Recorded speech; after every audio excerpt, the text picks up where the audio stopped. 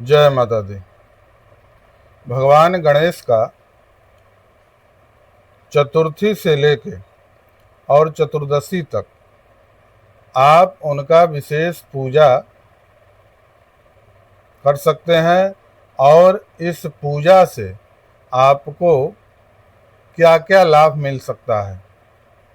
तो भगवान गणेश के पूजा से सबसे पहले तो भगवान गणेश के पूजा से आपका जितना भी विघ्न है वो सब नष्ट हो जाएगा। दूसरा है कि आपके परिवार में अगर विद्यार्थी है, बच्चा है, तो उसका बुद्धि प्रखर होगा। तीसरा कि अगर आपके परिवार में किसी को संतान नहीं हो रहा है या संतान होने वाला है, यानी कि गर्भवती स्त्री है, तो उनके लिए भी ये समय बहुत बेहतर है। तो अब इसमें करना क्या है? तो इसमें सबसे ज़्यादा प्रयोग आने वाला दुर्वा का प्रयोग है। आप इन 10 दिनों में भगवान गणेश को 11 गो दुर्वा का मुट्ठा बना करके और उसका माला बना ले और वो माला भगवान गणेश को जा करके पहना दे, उनको समर्पित कर दे। अगर आपके घर में गणेश जी का प्रतिमा नहीं है या उनका तस्वीर भी नहीं है या छोटा है, तो वहाँ पर कुछ अपना छोटे में ही चढ़ा दे। बाकी अगर आसपास कोई मंदिर है और वहाँ थोड़ा बड़ा प्रतिमा है, तो वहाँ पर ले जा कर के आप ये चीज़ करें, दुर्वा का माला बना करके और वहाँ पहनाए। इससे आपका जो हमने तीनों चीज़ बताया है, आपको विघ्न और बुद्धि प्रखर और संतान के लिए लाभकारी, ये सारा। और भगवान गणेश मंगलकारी भी हैं। अगर आपके घर में मंगल नहीं हो पा रहा है, हमेशा कुछ न कुछ अमंगलता ही रहती है, तो उसमें आप गणेश भगवान का पूजा से आप अपने घर के वातावरण को मंगलमय बना सकते हैं। तो इसको एक तो दुर्वा का प्रयोग आपको बता दिए। अब इसमें और क्या है कि भगवान को पसंद क्या है? तो भगवान को मोदक पसंद है, मोदक चढ़ाए। और क्या पसंद है?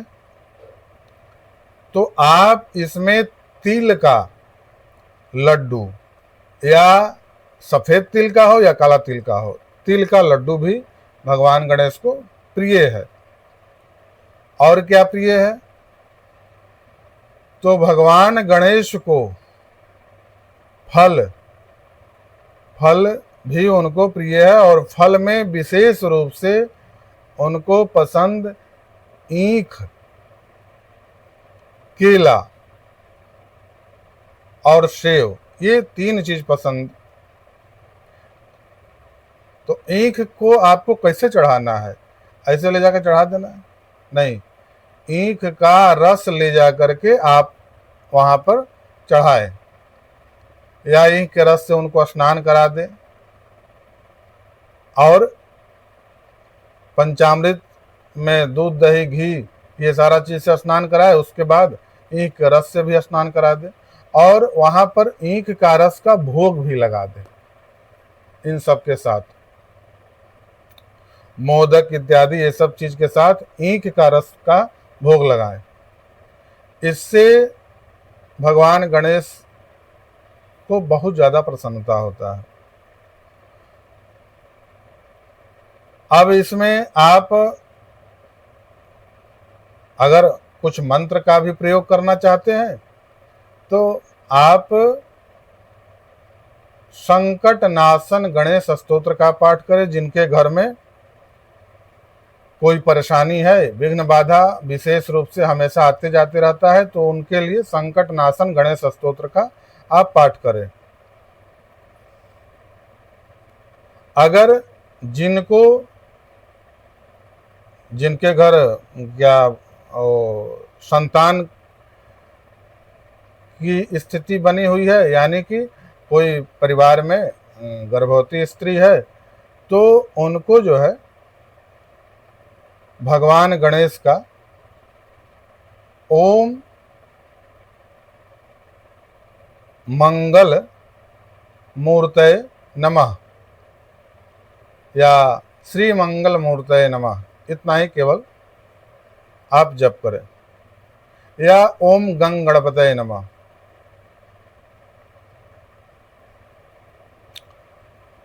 और अब इसमें जिनकी शादी नहीं हो पा रही है, या लड़का हो या लड़की हो, उनके लिए भगवान गणेश को हल्दी का लेप बना ले और उसमें दुर्वा का मुट्ठा बना ले, और दुर्वा का मुट्ठा में पूरा में हल्दी लगा करके और उसको गणेश जी को पहना दे।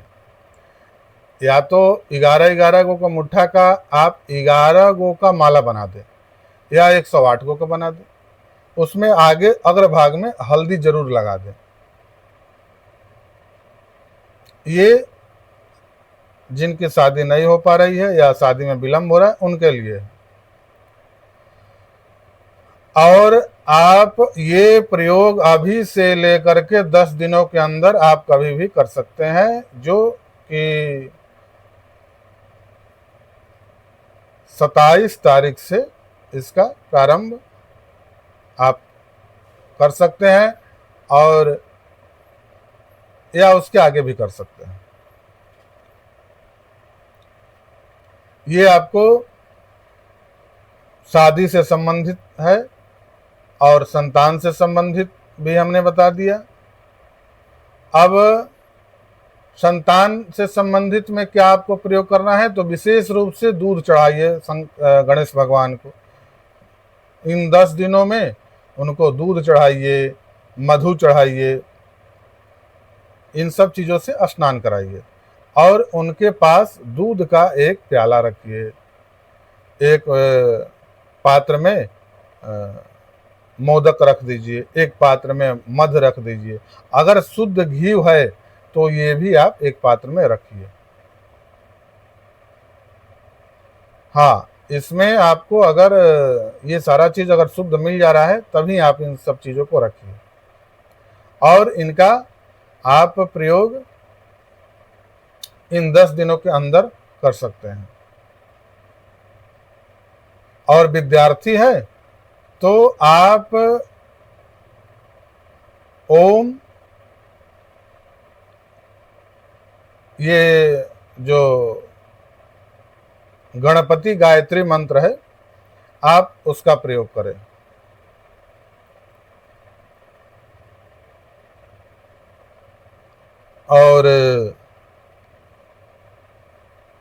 और भी बहुत सारा प्रयोग है, मगर आप इतना ही करें, इतना ही बहुत है।